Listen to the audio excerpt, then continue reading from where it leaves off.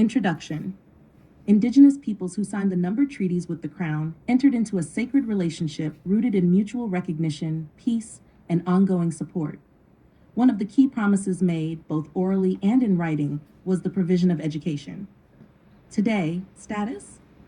First Nations individuals face systemic barriers when seeking post-secondary education support, including capped funding and the accumulation of student debt. Despite Canada's ongoing control over these funds through federally administered programs like the Post-Secondary Student Support Program, PSSP, it has not upheld the spirit and intent of the treaties, as affirmed by Canadian law. This reading explores why post-secondary education is a treaty right, even if not explicitly named in treaty texts, and how Canada has violated this obligation. Mana 1. What the treaties actually promised. Written and oral promises. While the written texts of the numbered treaties, 1871 and 1921, contain vague references to education, such as a schoolhouse will be built, or instruction in farming and industry, the Indigenous signatories understood these promises in much broader terms. The Crown promised that education would be a means of helping Indigenous peoples adapt to a rapidly changing world. This was not limited to basic literacy or primary education. Harold Johnson, Cree lawyer and Treaty 6 knowledge keeper, education was understood as a lifelong commitment meant to ensure that Indigenous peoples could thrive in modern society while preserving their culture and identity. This understanding was shared during treaty-making ceremonies involving sacred pipes and oral negotiations, acts that carry legal and constitutional weight under Canadian law.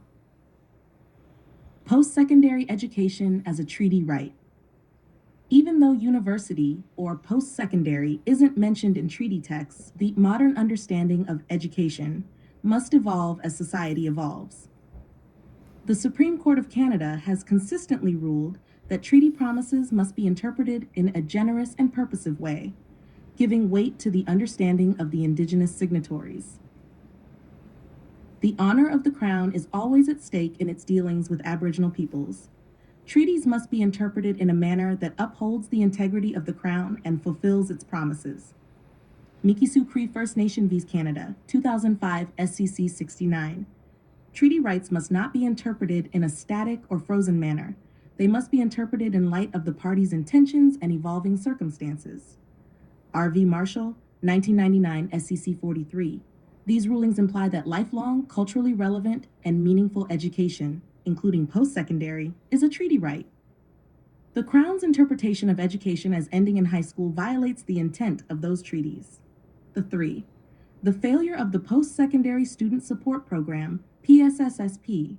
The PSSSP is a federally funded program that provides financial support to eligible First Nations and Inuit students for post-secondary education. However, funding is capped, often preventing eligible students from receiving full or any support.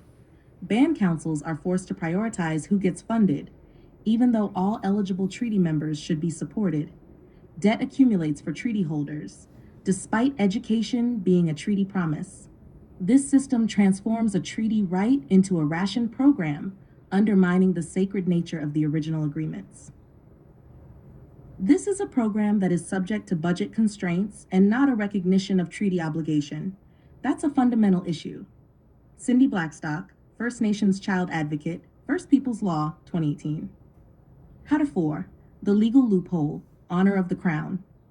The most powerful legal doctrine supporting Indigenous claims to post-secondary education is the honor of the Crown. The Crown must interpret and implement treaties honorably. It must give effect to oral promises made during negotiations. It must avoid actions that frustrate the intent of the treaty relationship. The denial of post-secondary funding and the imposition of debt on treaty people is a violation of this principle. The Crown cannot honorably claim to uphold treaty education rights while placing barriers between Indigenous students and their education. The honor of the Crown is not a mere incantation. It is a core precept of Canadian constitutional law. Manitoba Métis Federation Inc. v. Canada, 2013, SCC 14. 5. Conclusion. A call for justice. The failure to provide guaranteed post-secondary education for Treaty First Nations people is not just a funding issue. It is a violation of treaty, of constitutional law, and of the moral and spiritual commitments made by the Crown.